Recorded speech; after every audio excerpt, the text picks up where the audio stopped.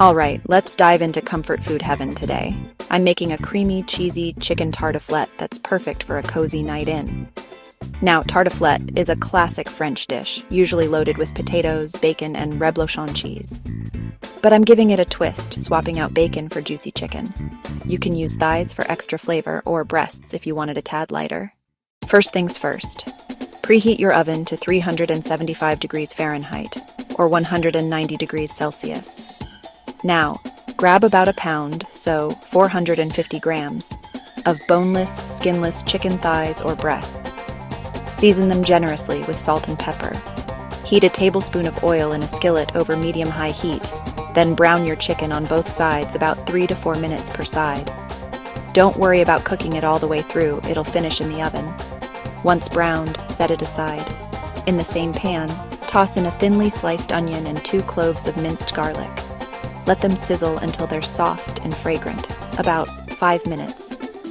Trust me, your kitchen will smell amazing right about now. Next up, potatoes. Take 3 medium potatoes. Yukon Golds or any waxy type work best. Slice them thin, like you're prepping for a gratin.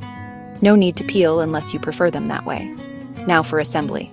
Grab a baking dish, something around 9 by 9 inches.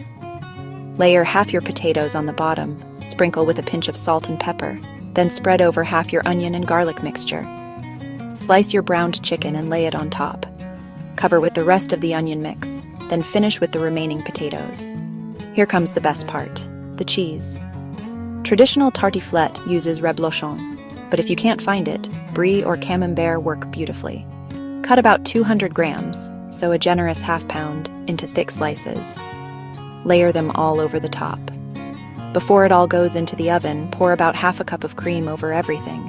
This makes it decadently rich and ensures your tartiflette is creamy all the way through. Cover the dish with foil and bake for 20 minutes.